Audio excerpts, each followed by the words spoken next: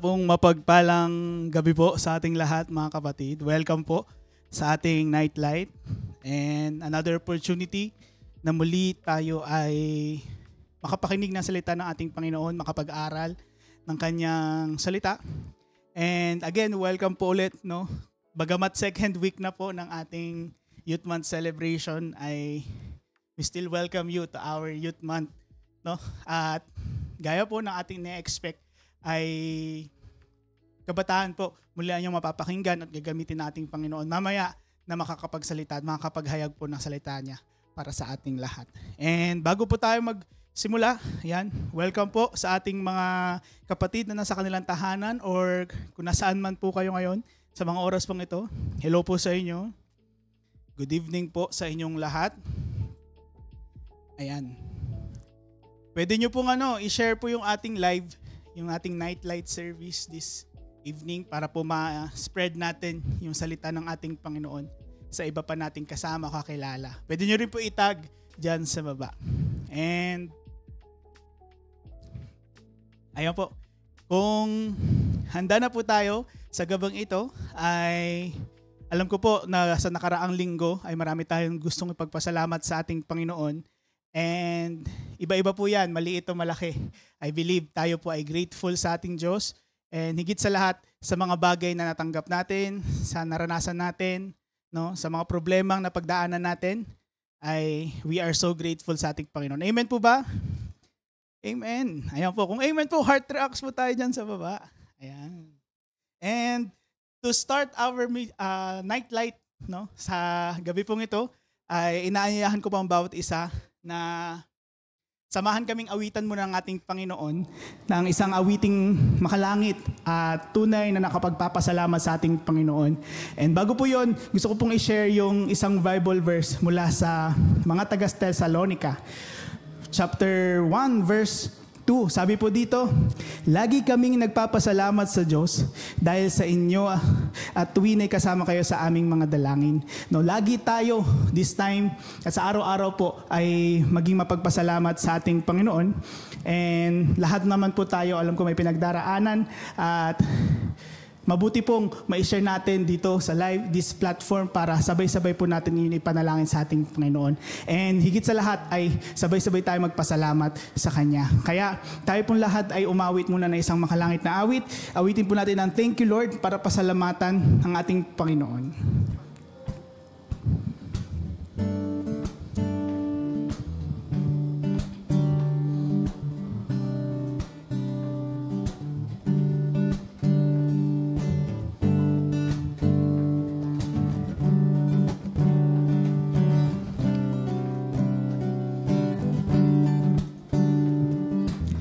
I come before you today, and there's just one thing that I want to say. Thank you, Lord. Thank you, Lord, for all you've given to me, for all the blessings that I cannot see. Thank you, Lord. Thank you, Lord. With a grateful heart, with a song of praise, with an outstretched arm, I will bless your name. Thank you, Lord. I just want to thank you, Lord. Thank you, Lord.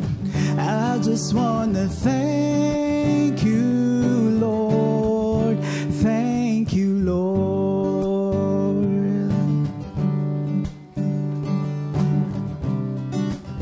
For all you've done in my life, for all you've done in my life. You took my darkness and gave me your light. Thank you, Lord.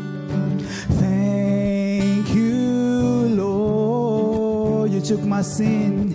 You You took my sin and my shame. You took my sickness and healed all my pain. Thank you, Lord. Thank you, Lord. With a grateful heart, with a grateful heart, with a song of praise, with an outstretched arm, I will bless your name. Thank you, Lord. I just want to thank you, Lord. Thank you, Lord. I just want to thank you. I just want to thank you, Lord. Thank you, Lord. Thank you, Lord. Thank you, Lord. I just want to thank you, Lord. Thank you, Lord. Let us all pray. Heavenly Father, Lord God, we thank you for this night, Panginoon, na pinagkaloob niyo sa amin. Bagamat kami hindi magkakasama, I believe you will use this platform, Lord God, for us to receive your message and your word, Lord God. Salamat po sa lahat ng bagay na pinagkaloob niyo sa amin. Sa lakas, for the whole week that passed, Panginoon, salamat po dito. And hanggang sa mga oras na ito, Panginoon, alam ko po ay may mga pinagdaraanan, mga dalangin, Panginoon, ng bawat isa. And thank you for the strength and courage na meron ka pa rin hanggang sa mga oras ito para sa aming lahat, Lord God. Lord God, may you ready our hearts and minds, Panginoon, as we receive your word today. May you bless the youth, Panginoon, na gagamitin po ninyo, maghahayag ng inyong salita. Bigyan niyo po siya ng karunungan at katalinuhan na sapat para maihayag sa amin ng maayos at maintindihan, Panginoon, yung nais mong ipaalam sa bawat isa, Panginoon. Lord God, ingatan niyo po kami and may you be the center of our online Bible study this night, Lord God. And we give you all this praise, we give you all the thanksgiving, Panginoon, we give you all the glory. This is all we pray in the mighty name of our Lord Jesus Christ, our Savior. Amen and amen.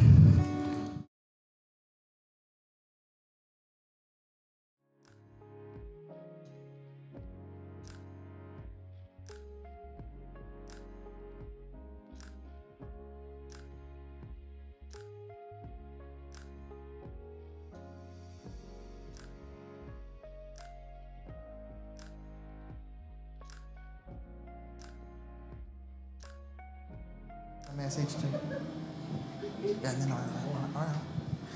yan, magandang gabi po muli sa ating lahat. And praise God po sa ating pong praise and worship. And sa gabi po na ito, para po ipakilala po yung ating pong tagapagsalita ay siya po ay 14 years old pa lang, batang-bata pa lang po ang ating pong speaker ngayon. And siya po ay nag-aaral sa OCNHS o kilala po nating Jackson. Siya po ay currently grade 9 po doon. Ano po? And kanina in-interview ko siya. Gusto daw po niya sana na, hindi pa naman sure to, pero gusto daw po sana niya maging architect. Ano po? And siya po ay first time magsasalita po sa atin ngayong gabi po na ito. Panganay po siya sa 4 na magkakapatid. Ano po? And siya rin po ay isa po sa kamag-anak ng mga kapatiran po natin dito sa 28th. And sana po, ihanda po natin yung ating puso't pandinig sa gabi po na ito. Nadadalhin po ng isa po sa ating mga kabataan na walang iba kundi si Brother Prince Yuan Mamaril.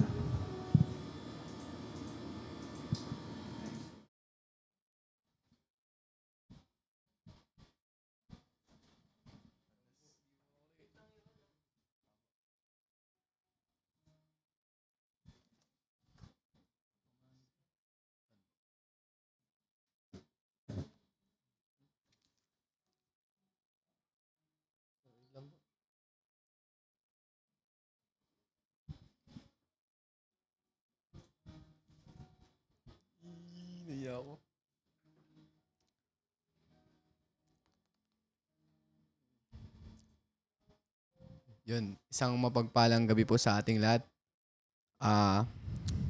Nga pa pala si Yuan. And yun po, bago po tayo magdako sa ating topic,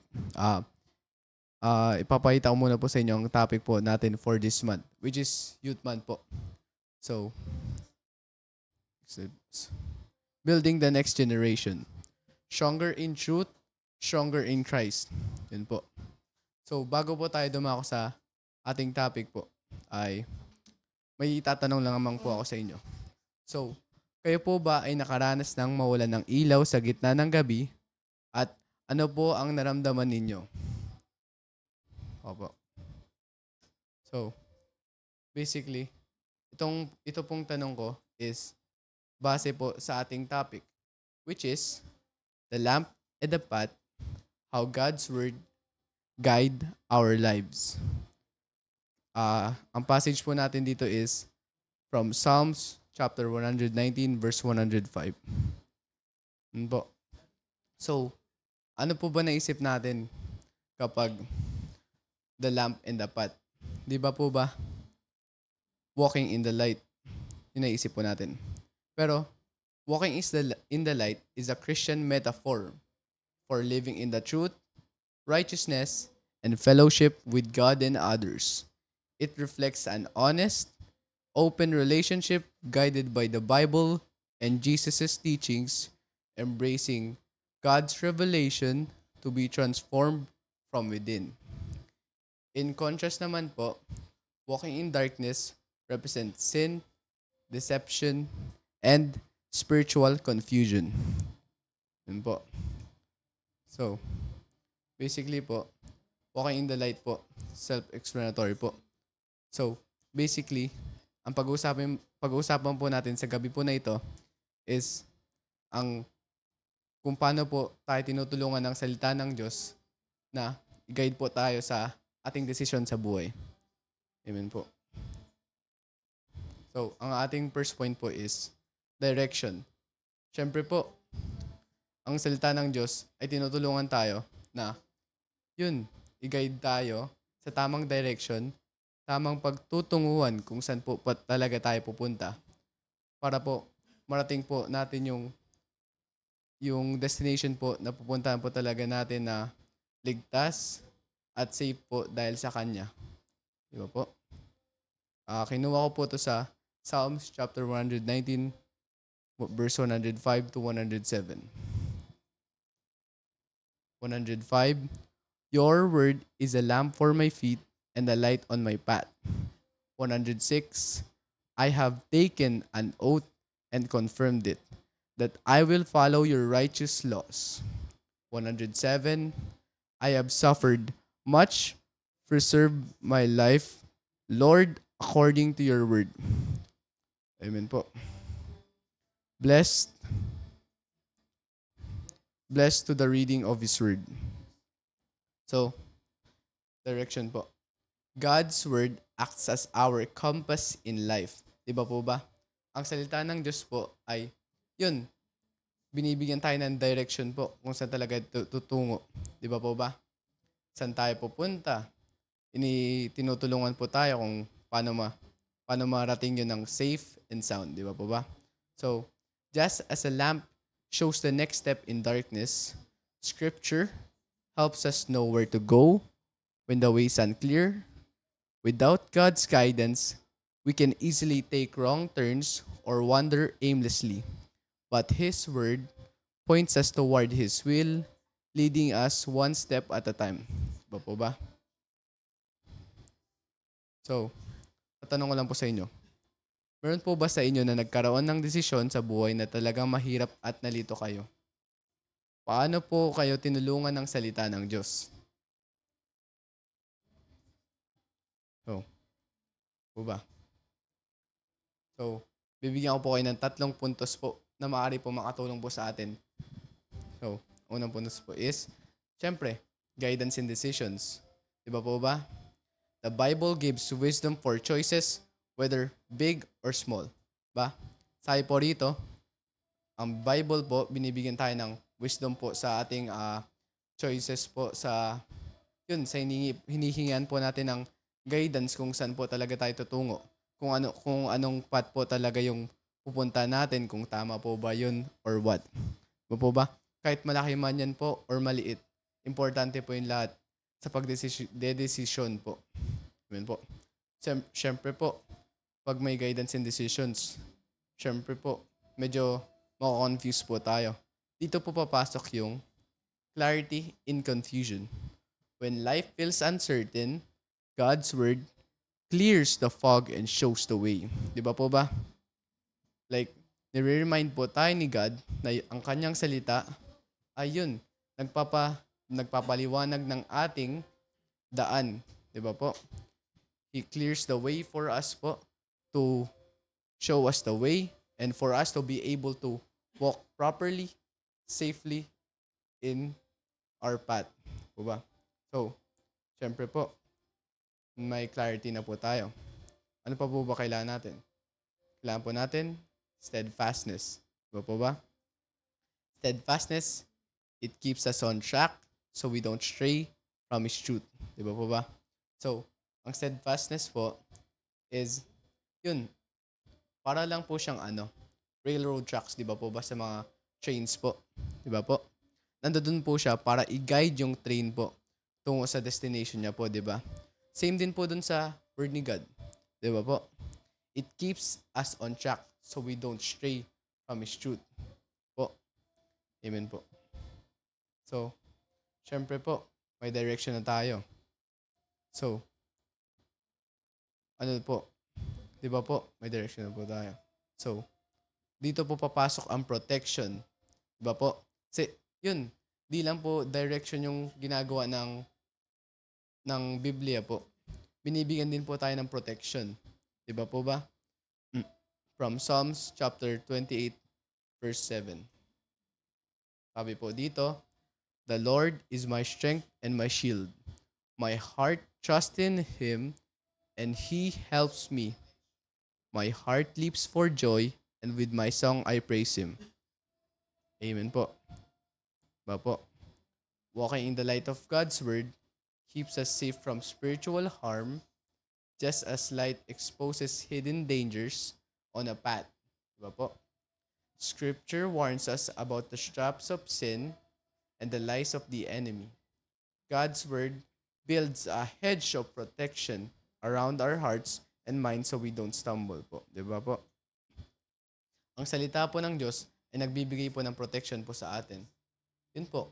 Kahit di man po siya nandito po physically with us po. Pero, yun, andito po siya palagi sa ating tabi. By spiritually, of course po. Diba po? Amen po. So, may tatanong po dito ako sa inyo. Sa panahon po ng tukso o panghihina, anong Bible verse po ang nagbibigay sa inyo ng lakas at paalala?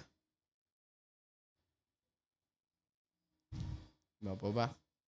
Yun. Siyempre po, the Bible protects us by warning us against sin. Diba po?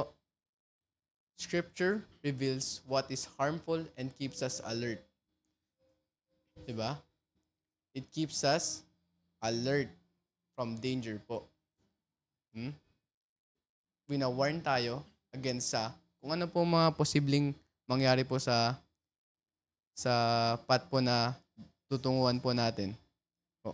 Siyempre po, pag may mga challenges or pagsubok po na nararanasan po natin sa ating buhay, doon po papasok yung safety in trials. God's promises reminds us He is present and faithful in every struggle. Diba po?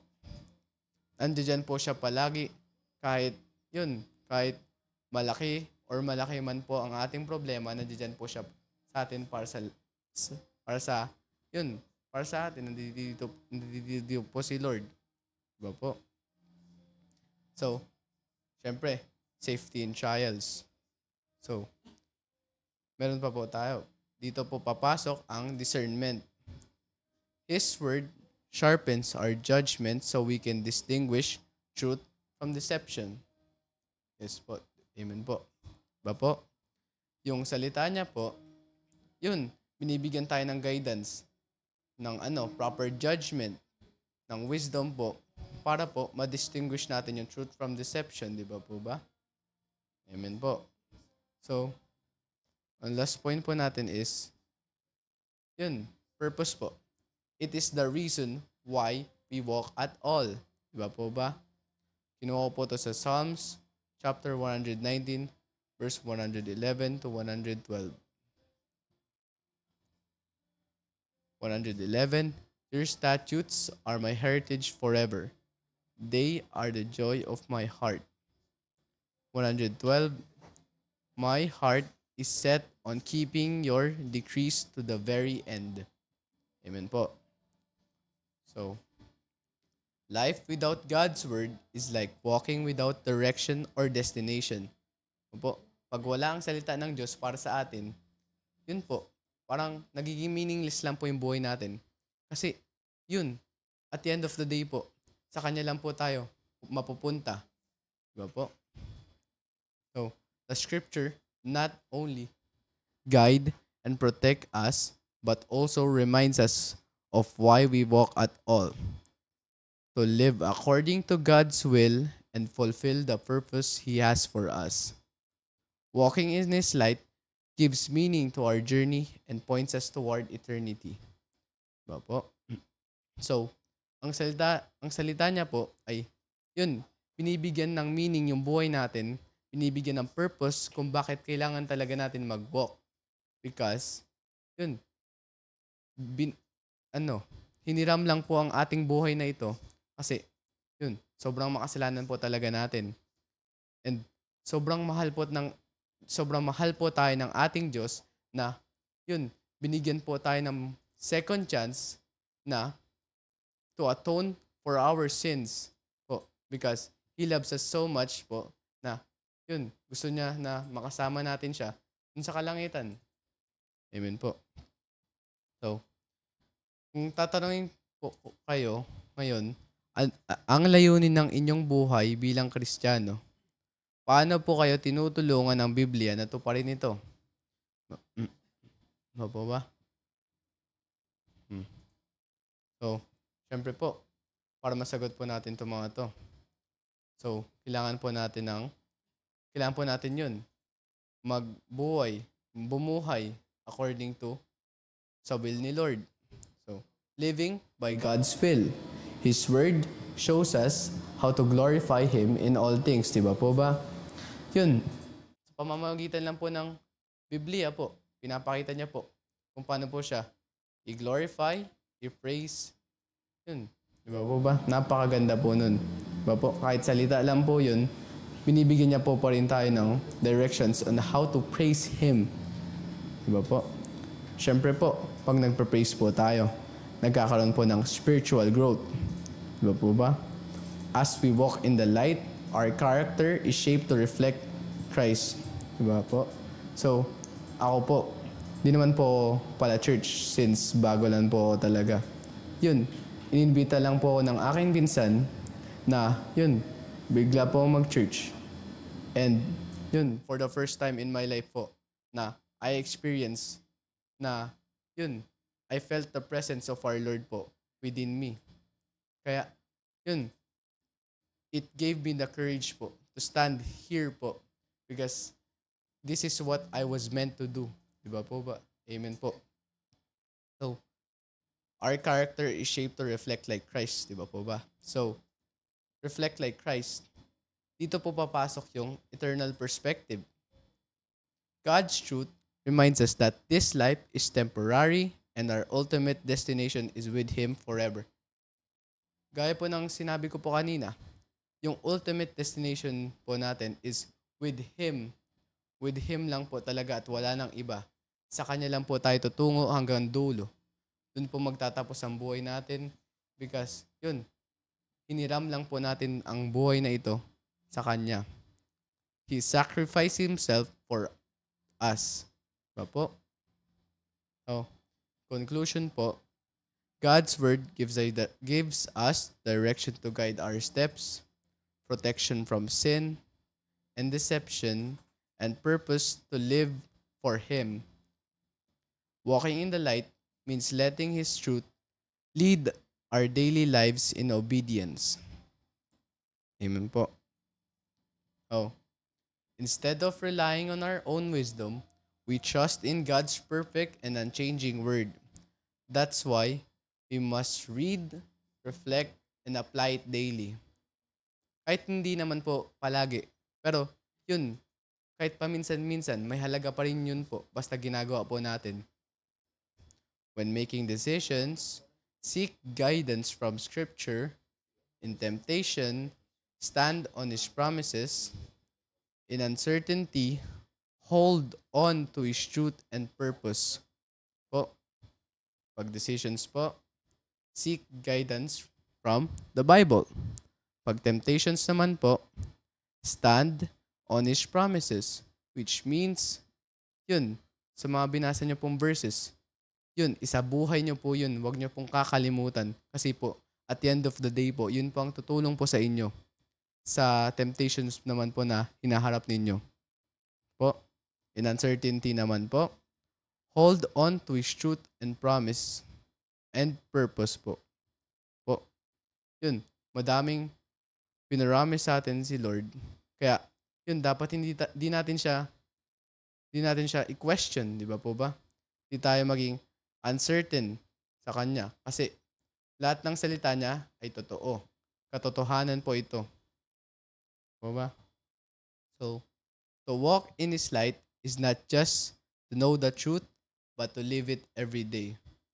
Yun po. So, imagine, someone holding a flashlight but never turning it on. That's what it's like to own a Bible, but not read or follow it. Diba po? Sobrang meaningless lang po nun.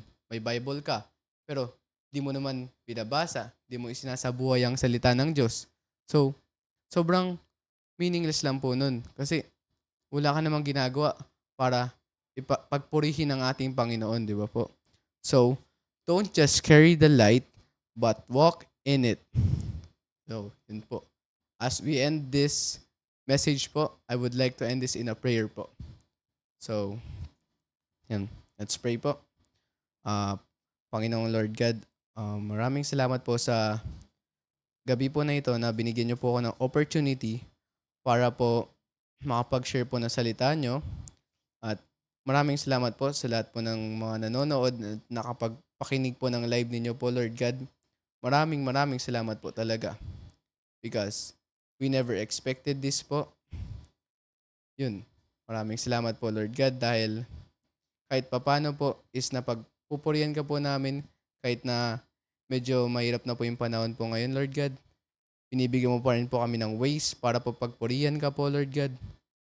And yun, sa mga may karamdaman naman po, Lord God, is I pray po, Lord God, na yun, na with your help po, Lord God, is gumaling na po sila in your perfect time po, syempre. Ba po, i-guide nyo po sila sa kanilang mga problema, kung ano man yung mga nararanasan nilang pagsubok po, Lord God. I-guide mo po sila, Lord God. Bigyan nyo po sila ng strength po, Lord God. And yun, always keep them safe po, Lord God. Po ba? Yun po, Lord God. Maraming salamat po, Lord God, for giving me this opportunity po to share your word through me po. Maraming salamat po, Lord God. Mahal na mahal ka po namin. This is all we pray and praise in the mighty name of our Lord Jesus Christ, our Savior. Amen. God bless po.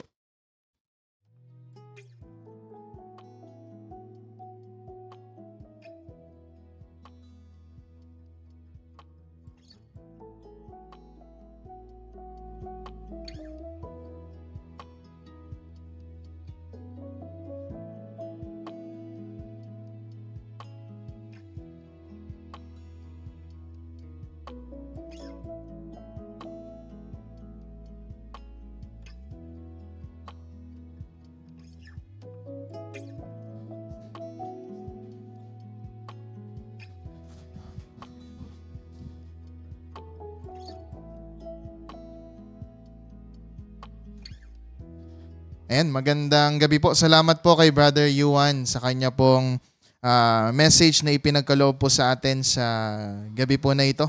Ano po? And napakahalaga talaga ng salita ng Panginoon sa buhay po natin. Kaya I hope, kagaya po ng message na napakinggan po natin, ay gagamitin po natin ito to deepen yung relationship and knowledge natin pagdating po sa ating pong Panginoon. And thank you po sa mga nakasama natin sa live po ngayon. Meron po tayong mga bagong mga bisita na nakasama sa live po ngayon. Welcome po kay Brother Inri po ba to o Sister Inri? Kay Brother Gian Ladoy, kay Brother Reg Lonzanida, or Sister po ba yan? Welcome po. Ganun din po kay Sister Mary Rose de la Cruz. Yan. Kay Brother Justin Ryan, welcome po. Yan, sabi po, pa-shoutout daw, Brother Yuan. Yan. Sino to? Si Brother Chris Jaden. Yan, sama ka daw sa, kaibigan mo ba to, Yuan? Kaibigan mo siya? O, sama ka daw sa CYF bukas. Okay. So, sa youth fellowship po natin. Sige po. So, thank you po. Yan, welcome po sa ating pong mga nakasama po sa live po ngayon. And I hope marami po tayong natutunan. And to proceed po sa ating pong mga announcement, bukas po we are still inviting everyone to join our youth fellowship. Sa 20th po, dito po yan sa may bagong palengke, malapit. Tayo po ay nagkakaroon ng youth fellowship every 4 p.m. So we invite everyone na maka-join sa fellowship po na ito. And same time, sa lahat po ng mga ating officers, elders and deacons, officers ng per sectors ministries, meron po tayong second session ng ating pong strategic planning. Kaya sana po, naka-ready na tayo. Meron po akong pina-assignment po sa inyo last week. So I hope makapag-provide tayo ng ating mga kailangan bukas. So 4 p.m. po tayo, dun po tayo sa OCCS Hall kung sobrang marami po tayo, or sa room 5. So punta lang po kayo dito before 4 p.m. para po makasama at makapunta po kayo sa ating pong strategic planning. And we hope to see you everyone sa Sunday, sa ating pong Sunday service. Panibagong mensahero po yung ating mapapakinggan this coming Sunday. Ano po yan? Nakakatawa kasi may mga bagong batch tayo ng mga mag-deliver ng message ng ating Panginoon na pinangunahan po ni Brother Yuan. Ano po? And sa mga susunod na mga Fridays, meron pa tayong mga mawi-witness na mga bagong speakers po natin. Kaya I hope we pray and we ask God na i-guide sila. Bigyan sila ng knowledge and wisdom ng ating pong Panginoon. And yan mga kapatid, I would like to ask for everyone na isama po natin sa prayer dahil lately po, ilan na yung mga nasalanta po ng lindol. Ano po, so mula sa galing sa Cebu, meron na sa Davao, meron pa sa, alam ko 3 na yun eh. Saan pa nga isa? Baguio. Ayan, meron pa po sa Baguio. So, pag-pray po natin yung mga natatamaan or nakakaranas ng lindol po na ito na maging safe ang bawat isa po sa kanila dahil hindi na po talaga natin alam yung panahon ngayon. Kaya nga ang ganda po ng paalala ni Brother Yuan ngayon. Sabi niya kanina na chaotic na talaga yung mundo natin ngayon. Kaya I hope and I pray na isik na natin yung ating pong Panginoon. Unahin na natin siya sa pagkakataong ito. Huwag na po nating hintayin na it's too late na para po tayo ay lumapit at kumilala sa ating Diyos. Kaya kung meron kayong mga prayer request, Thanksgiving, pwede po kayong mag-comment sa baba at isama po natin yan sa ating pong prayer po ngayon. Baka po meron kayong mga birthday celebrants na nandyan sa ating live. Pwede kayong mag-comment. Happy birthday po sa inyo. Ayan. Sige po, meron pa po ba tayong Baka po meron tayong mga birthday celebrants. Huwag niyo po kayong mahihiya. Birthday mo ba, Jean? Hindi pa. Jai, birthday mo ba? Hindi din. Yuan, birthday mo din? Hindi pa? Tapos na. Ayan, sige po. Tapos na po yung mga birthday nila. Ayan. Ito po yung mga bago nating birthday nyo po ba? Hindi pa daw nila birthday. Ayan, sige po. So kung meron po may mga birthdays or anniversaries, yan, pwede po kayong mag-comment and we would include you sa ating pong closing prayer sa oras po na ito. So, meron pa po ba? Ay, mga kapatid, bago ko po malimutan, ayan, nalalapit na po yung ating pong anniversary. And I hope makasama po namin kayo sa mga gawain ng ating anniversary. Una, November 8, ito po yung ating magiging clean-up drive sa ating church. So, sana po makapunta po kayo mga kapatid. November 8 po yan. And November 15, we would have our family fun run. We invite everyone. So kung kapatiran na po kayo mga kapatid, invite your families, friends na magkaroon po tayo ng run. Simpleng run lang naman po ito. Diyan lang naman po tayo gaganapin sa may mini golf course or sa may Subic Waterfront. Doon lang po tayo. Hindi naman tayo sobrang layo. Pero we would just like to have this physical run para po, syempre, may devotion and rin po tayo sa ating pong Panginoon. Dahil po, sa mga celebration po natin ito, magkakaroon din po tayo ng family dinner ng November 29. Sana po i-block nyo na po yung mga dates po natin ito. Kasi magkakaroon po tayo ng mga magagandang mga activities and fellowship. November 29, imbis na po meron tayong prayer breakfast, tayo po ay magkakaroon po ng prayer dinner. Ayan. So panggabi po tayo ngayon. Kaya sana po makapunta po kayo and ma-invite natin yung family natin.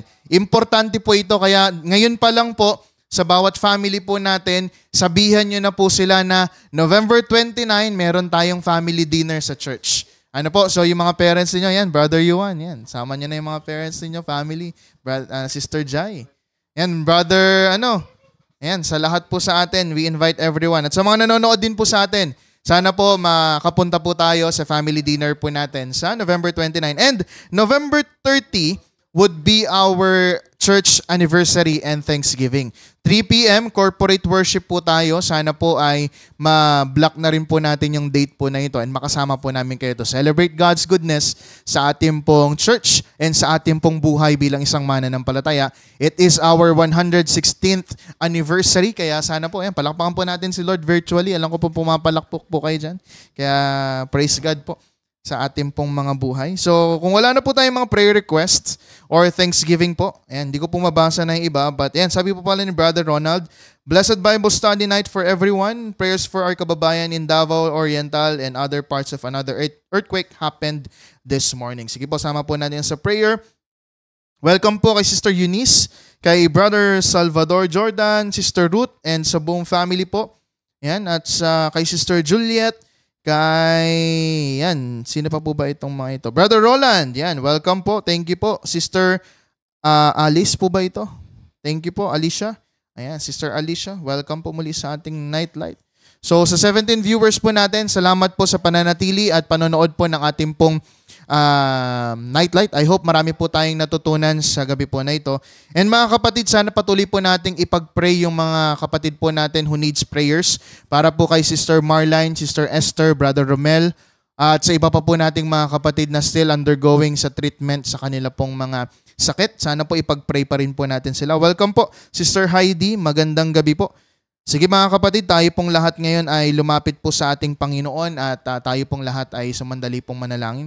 Ang manaming Diyos na dakila at libang makapangyarihan sa lahat, kami Panginoon ay lubos na nagpupuri, nagpapasalamat for your goodness and mercy. Lord, we thank you Lord God for giving us your word through Brother Yuan, Lord God. Thank you Lord God for giving him knowledge and wisdom, giving us the guidance of the Holy Spirit para po maunawaan ang mensahe po ninyo sa amin sa gabi po na ito. Lord, we are also praying for our brothers and sisters who needs healing, Lord God, na nanggagaling po sa inyo. Lord, I pray and we pray for Sister Marline. We pray for Sister Esther, Sister Mia, Sister Letty Lopez, kay Brother Romel Adriano, at sa lahat, Panginoong Diyos, na mayroon pong mga karamdaman physically, emotionally, mentally, Lord God, sa oras po na ito. Lord, we pray that you heal them, Lord God, sa pamamagitan po ng kapangyarihan po ninyo sa kanila pong buhay. Lord, I know that you will provide their needs financially, materially, at sa lahat po ng aspeto ay hindi po ninyo sila pababayaan. Lord God, maraming salamat po and we pray, Lord God, sa oras po na ito sa mga kababayan at mga kapatid po naming nasalanta ng earthquake, Lord God, sa Cebu, sa Davao, sa Baguio, Lord God. Keep them safe, Lord God. Ilayo niyo po sila sa ano pa man pong mga kapahamakan, Lord. Alam po namin that the world is not stable anymore, Lord God. Kaya we need you, we need your presence, we need your love, we need your protection, Lord God, sa bawat isa po sa amin. Although, Lord God, hindi man namin po ito naranasan, but Lord, we pray that you also protect everyone, Lord God, na nakakapakinig po na inyong mga banal na salita ngayon. Lord, sana po, hindi lang po kami makarealize that we really need you in our life, but Lord God, sana po sa lahat ng mga taong maaabot po ng mga salita mo, ay ma-realize nila, Lord God, na wala kaming ibang kailangan sa mundong ito kundi ikaw lamang, Panginoon. Kaya, Panginoong Diyos, maraming salamat. We ask you, Panginoon, to give us a nice sleep, nice rest sa gabi po na ito, Lord God, para po bukas, Sabado, weekend, Lord God, we can serve you faithfully, we can praise you again and again, Lord God. Kaya, Panginoon, maraming salamat sa iyo ang lahat ng ito sa tanging pangalan ng aming Panginoong Jesus. Amen. Thank you po and God bless po. See you po sa ating susunod na Nightlight.